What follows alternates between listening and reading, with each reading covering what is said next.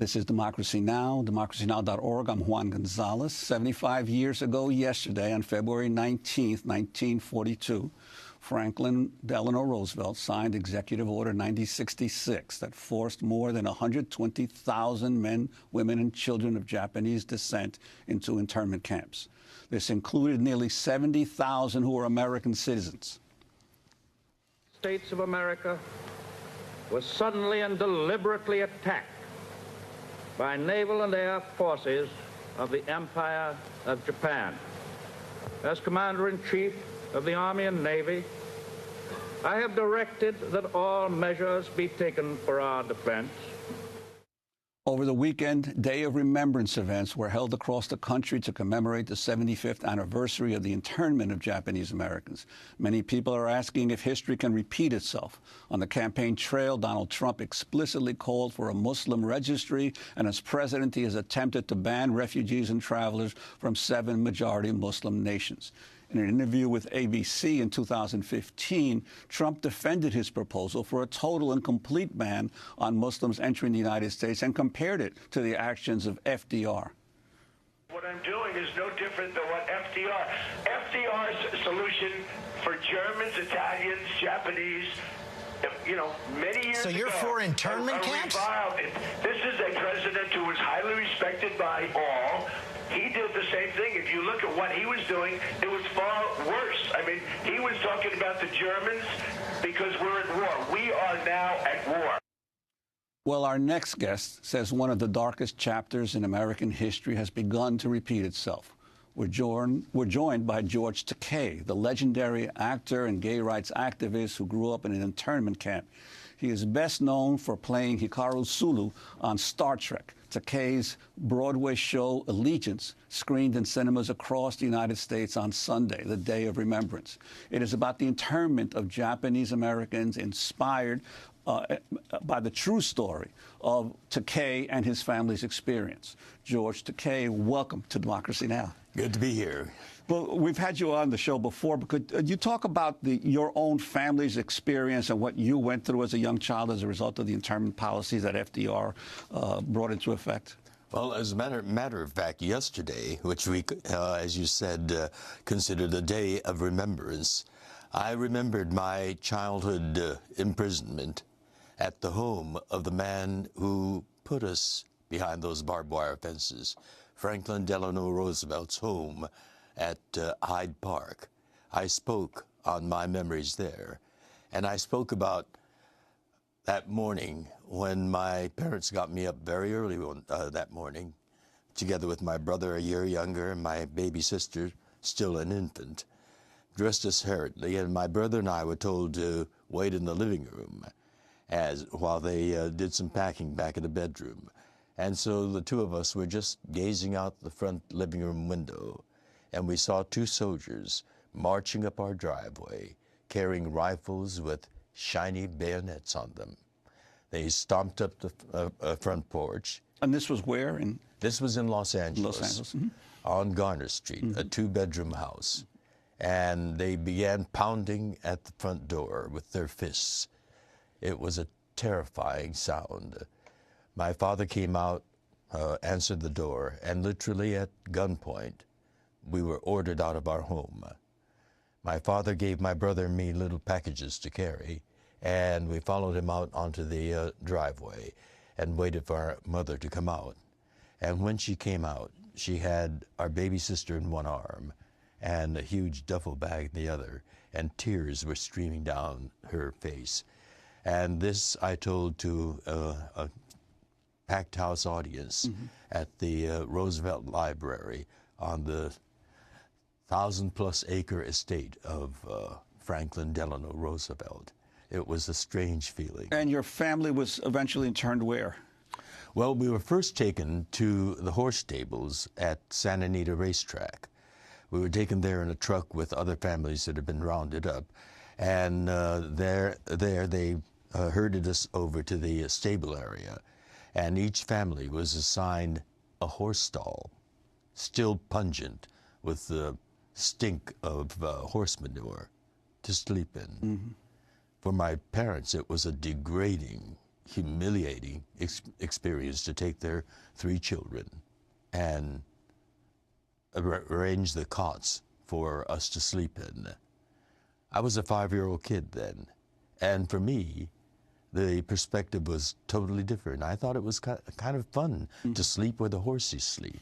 So my childhood experiences were quite different from my parents' pain and anguish and the humiliation and the degradation and enragement that they went through for over 4 years. And I seem to recall it was not only the obviously the liberal president Roosevelt who backed this policy, but also wasn't it Earl Warren, who was then the Attorney General, the famous later Supreme Court Justice? He was also very much stoking anti-Japanese phobia throughout California, wasn't he?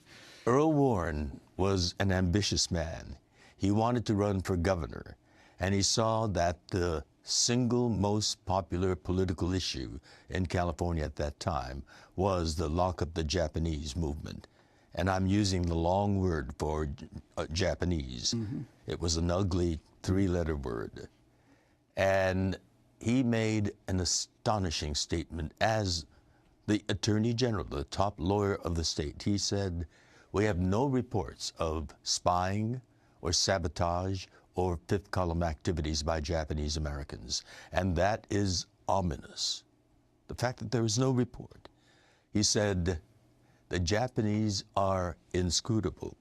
You can't tell what they're thinking behind that placid face. And so it would be prudent to lock them up before they do anything.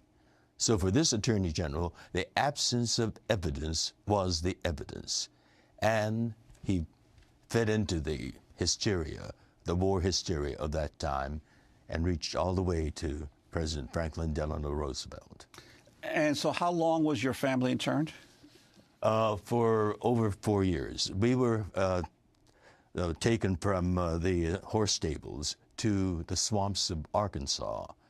And we were imprisoned there, barbed wire fence, sentry towers, guns pointed at us, for about a year. And then, you know, initially, after Pearl Harbor, young Japanese Americans rushed to their recruitment centers to volunteer to serve in the military.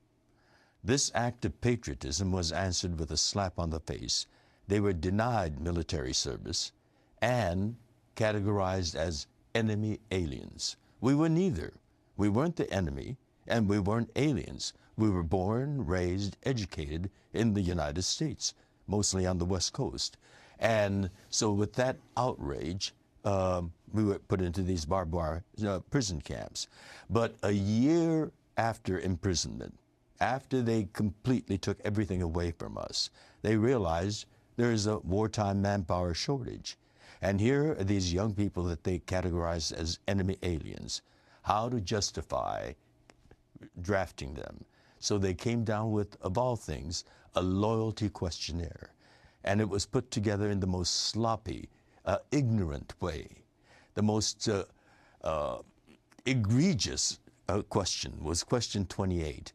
It was one sentence with 2 conflicting ideas. In essence, it asked, will you swear your loyalty to the United States of America and forswear your loyalty to the Emperor of Japan? Well, this issue of loyalty, obviously, is now front and center in terms of some of the Trump administration policies. And I wanted, in November, a Trump PAC spokesperson defended the proposed Muslim registry by citing the Japanese internment camps. Japanese American. Japanese American. Yes. This is Carl Higbie of Great America PAC, speaking with Fox News' Megyn Kelly. We did it during World War II with Japanese, which, you know, call it what you will, maybe wrong. You're not proposing we go back to the days of internment camps, I hope. No, I'm not proposing that at all, Megyn. But what I am saying is that you know better than to suggest that. I mean, that's the kind of stuff that gets people scared, Carl. Right. But I'm just saying there is precedent for it, and I'm not saying I agree with it, but in this case, I absolutely believe that a regional You can't be citing Japanese internment camps as precedent for anything the president-elect is going to do. Look, the president needs to protect America first, and if that means having people that are not protected under our Constitution have some sort of registry so we can understand, until we can identify the true threat and where it's coming from, I support it.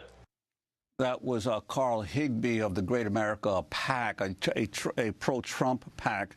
The correlation between some of what happened then, and as you're saying, this was against many Japanese Americans, but of what's happening now with Trump and the Muslim ban. The very fact that he brought that up to justify whatever the plans that they have for Muslim people is shows that he's not learned the lesson of the internment of Japanese Americans. Because if he's really learned that lesson, if he has studied that, he would know that the lesson is we must never do that again. Ronald Reagan apologized for it in 1988 and pledged a $20,000 token redress for that. $20,000. Which totaled up to $1.6 billion. This man, Higbie, is totally ignorant of that. We must not do it again. And the fact that he brought it up shows his ignorance. But there were some people who were targeted for internment who resisted. You talk about the Korematsu case and what that meant and how the courts reacted at that time. Well, they did challenge it. After they were imprisoned, not just Korematsu, but Gordon Hirabayashi and an attorney named Min Yasui. They challenged it all the way to the Supreme Court. In 1944, the middle of the war, they were denied justice. They failed. But after the war, in the 70s, they challenged it again. The finding of the Supreme Court. They all went all the way up to the federal court, and the federal judge found that there was a fault in the original ruling. But they covered up those words by calling it by its Latin name, coram nobis, fault in the original ruling. And the government didn't appeal that to the Supreme Court, so it ended there. But it was a fault in the Supreme Court's original ruling, and it should never happen again. And then it took an act of Congress later on in terms of reparations for the Japanese Americans? Well, that was when Reagan apologized. In 1988, Congress passed the Civil Liberties Act, and there was this $20,000 token redress paid. They went in the order of the age of the recipient, and I didn't get mine until 1991, and it was the letter of apology was signed by George H.W. Bush with George H.W. Bush on the $20,000 check. And talk about your decision. I mean, you've been very much of an activist much of your life, but your stance now in terms of what's going on with the Trump administration and why you feel it's so important to speak up now? Well, on so many issues, not just the Muslim travel ban, but issue after issue. It has been a failure, but this president is delusional. He just made that statement last week that his administration is operating like a finely tuned machine. He doesn't realize the disaster that his administration is, the failure of the attack in Yemen, and the series of failures that he's a danger. You know, the real terrorist is Donald Trump. Donald Trump is the terrorist president of the United States, and his rating is going down, down, down, and he still talks about the fantastic support that he's been getting. We are going through an incredible time in American history. Well, I want to thank you, George Takei, legendary actor and activist. Thank you for joining us. And